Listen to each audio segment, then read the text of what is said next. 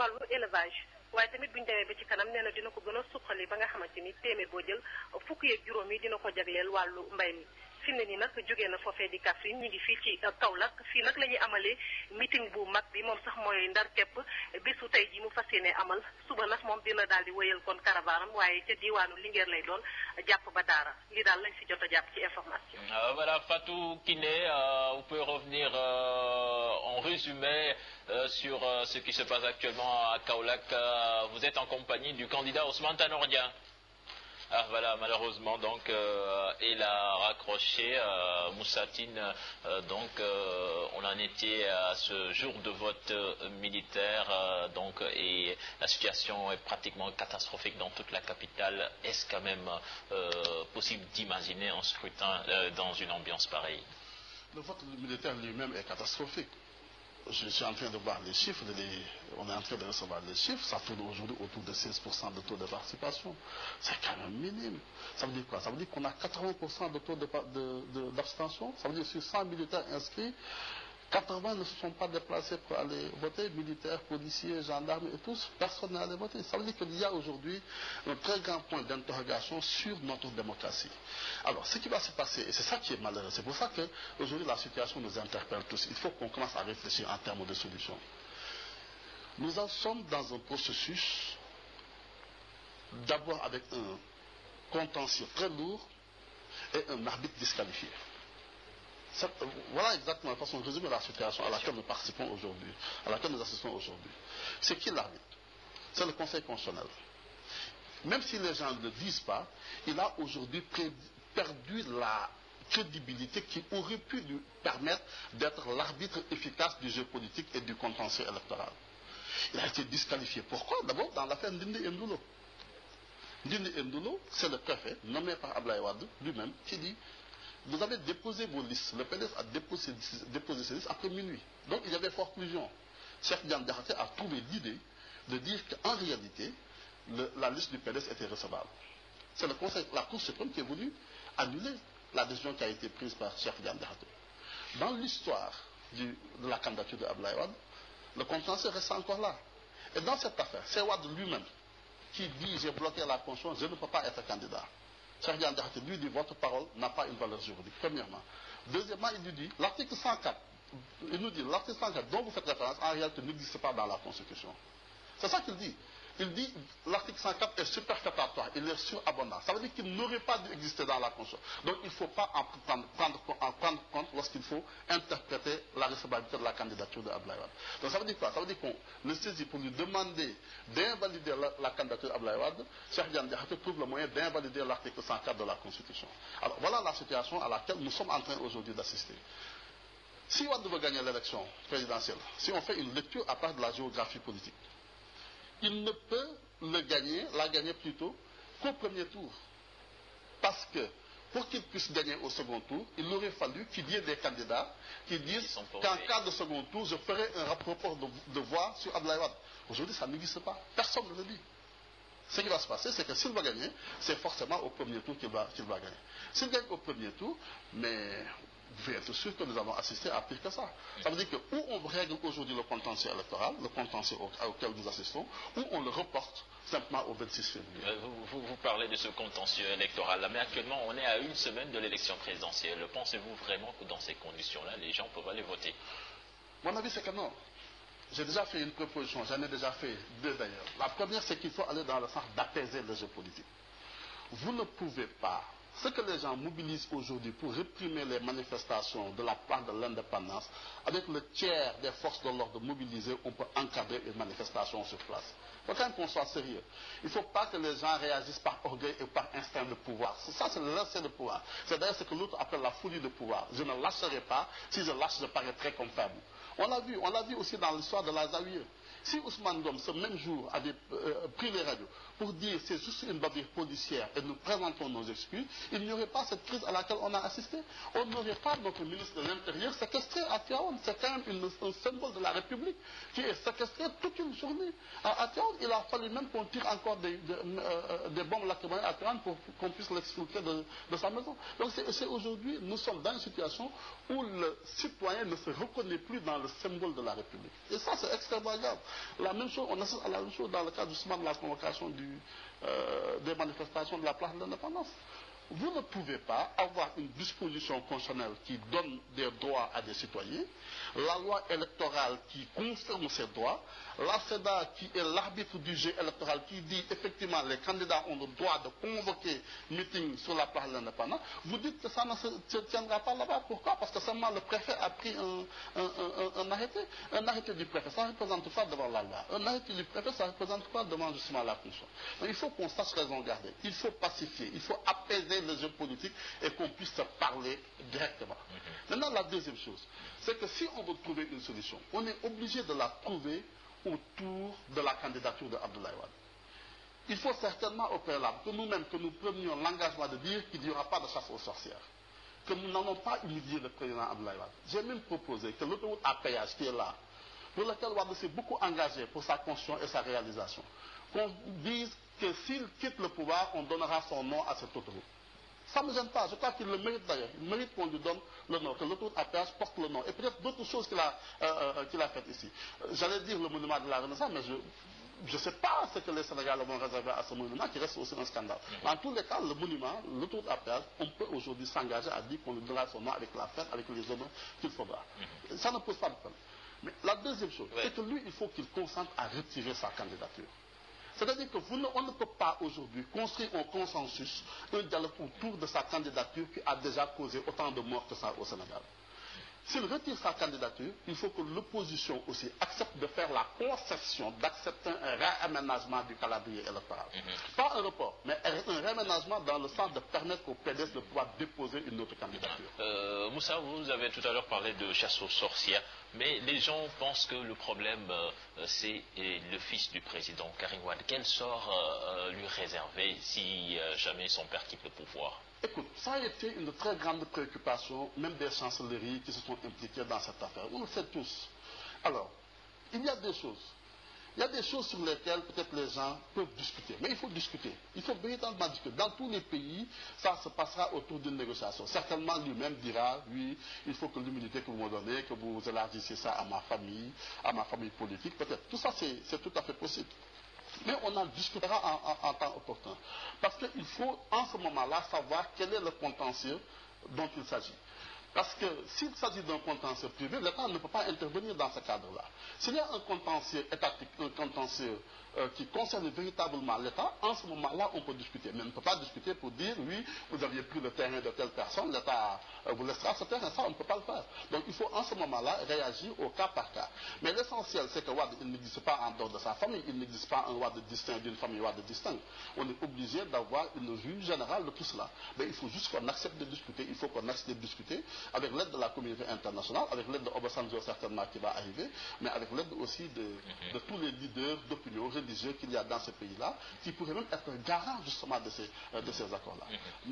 Mais l'idée, c'est que ce qu'on est en train de voir là, dans notre pays, ça doit tous nous interpeller.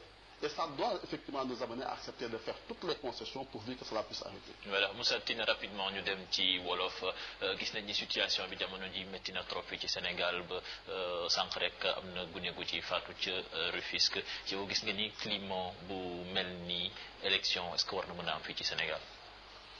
waaw c'est-à-dire que tey li ngay xool li nga gis réew mi soo koy xool da nga naan lii du réew mi ñu nekkoon ñun di ko tabax mi ñu nekkoon di ko tabax parce que Sénégal dafa am ay jéego yu mag yu mu dox pour yegg si démocratie dañoo ñëwoon am parti unique en fait ñu ne léegi 4 partis ñeent la yem en fait ñu ne multipartisme intégral ba ñu paree si loolu ñu commencé di dox mais nan la ñuy def ba construire démocratie boo xam ba dal lay doon du am xëccoo du am xeex du am saagante du am ñu commencé di xalaat ne nañu wut koo xamante ne wàllu média yi moom moo koy wut moo koy réglé ba ñu jëloon Babacar Kébé magistrat ñu jox ko ñu toog ba yàgg ñu ne élection yi day am xëccoo ñu nañu wut ENAL ñu doon benn instant nañu wut Sénat ñu toog ba benn instant ñu ne ministère de l'Intérieur comme moom mooy organe nañu wut koo xamante ne day ji seex la farul si benn parti ñu commencé wut ay généraux di fa teg ñuy def mais loolu yëpp pour construire na démocratie bu dal la woon ci biir réew bi ñaareel bi su demee ba tàng jot ñu dem seeti mag ñi ñu dem seeti diw mu ñëw seeti et cetera xalaat boobu moo fi nekkoon di am soo seetee dafa mel ni sax loolu moo dem ba xale yi mel ni yu nekk yaanaamaar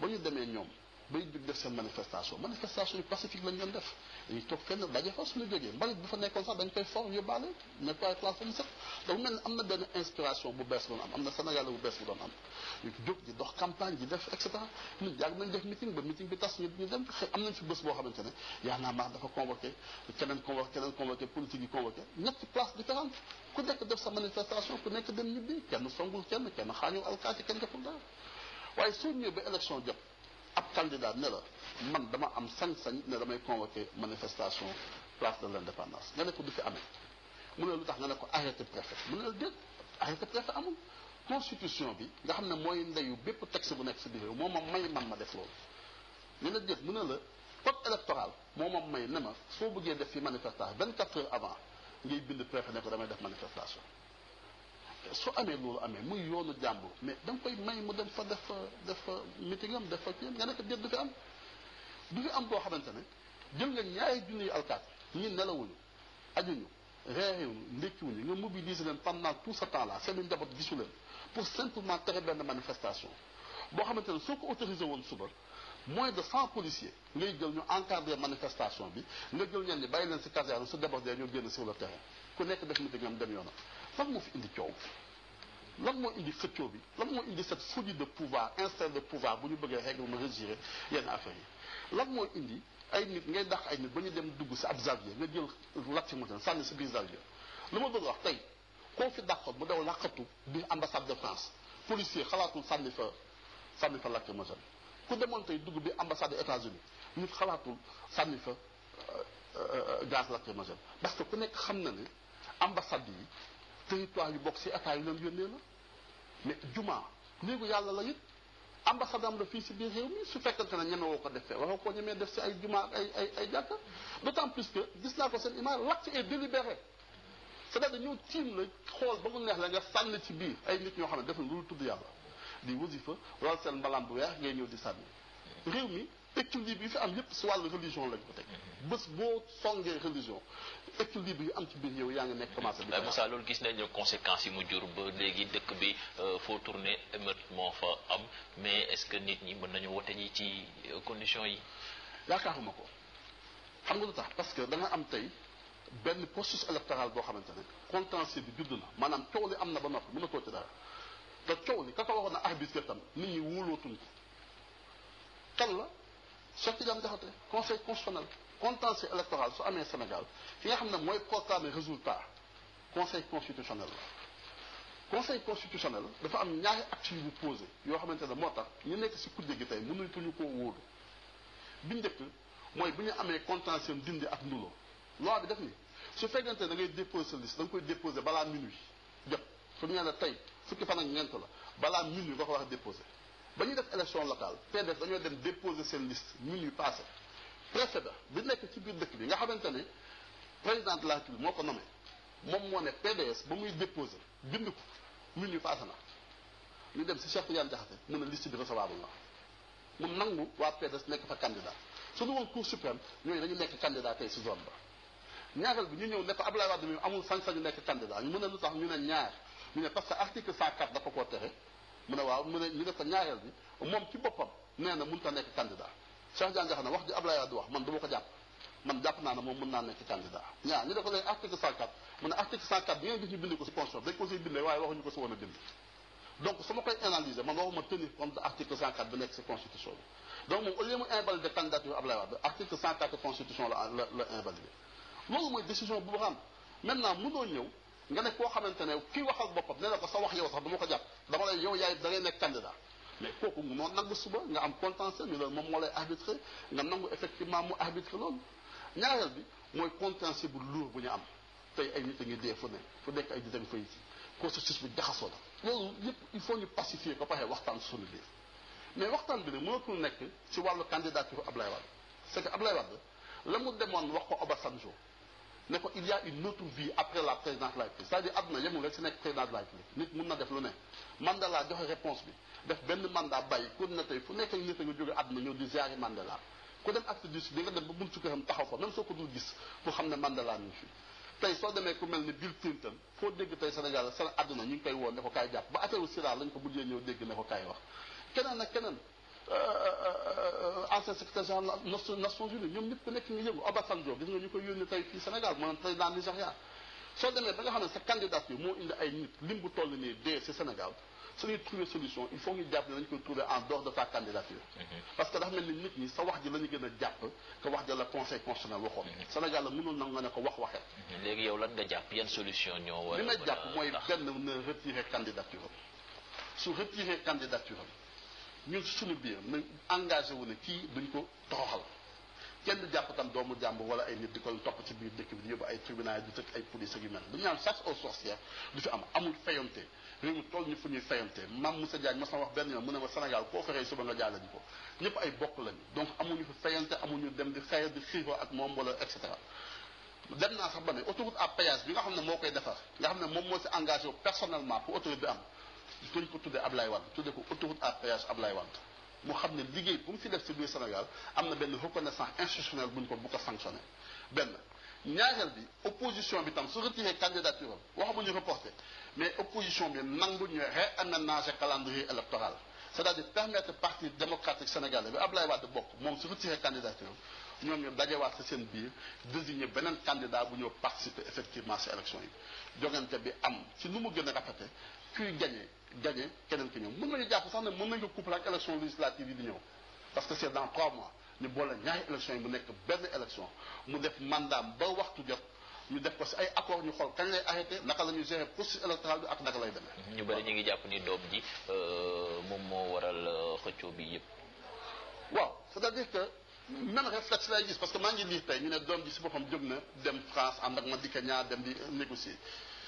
boo leen waxee suba ne leen France nee nañu ngeen mënu leen nekk ñu ne ingérence la bàyyi leen lu ñu wax ngeen déggaane bitim réew ñoom ñu jóg dem wuti solution yi day am foo xamante ne dafay toll tey mënoo interdire ay puissance ñu intervenir si ay actions yu am ci biir réew àdduna bi fa la toll tey mais lii trouver solution bi effectivement dañu am ndimbalu ay puissance étranger dañu am ndimbalu borom kaddu yu nekk si biir moo xam sëriñ yi moo xam xalif généraux yi moo xam leader d'opinion yi fi nekk pour effectivement mën a structurer benn accord bu fi nekk mais contentieux dafay am ñaar dafa am contentieux privé contentieux ak état su fekkente ne wàllu état la mën nañ ci discuter su fekkente ne benn wàll la mën nañ ci discuter évidemment ñun ñëpp xam nañu ne sooy dem négociation da ngay am say prétention yooyu yóbbaale mais keneen ki na indi ay prétention dama ko wax ne su ñuy dem ne ku nekk dem rek ak idée ne su ma yeggee am na loo xamante dinaa ko bàyyi am na loo xam ne jàpp ma ko waaye dinaa ko nangu l'essentiel état que ñu trouver benn solution buy arranger Sénégal buy tax ñi nga xamante ne seen doom dee na tey ñu xam au moins lan moo tax seen doom dee mu am njëriñ pour réew mi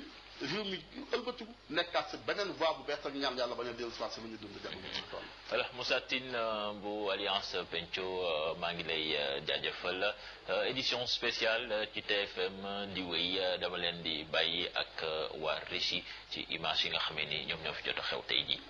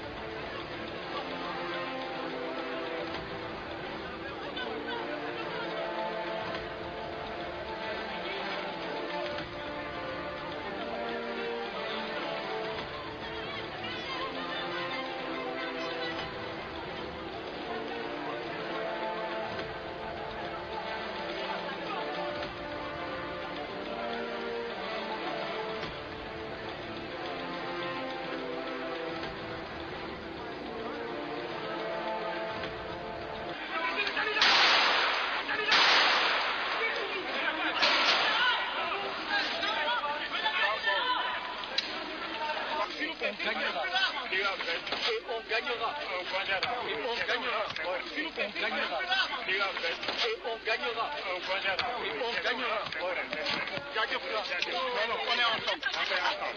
Ok. Ibrahima Fall gagnera.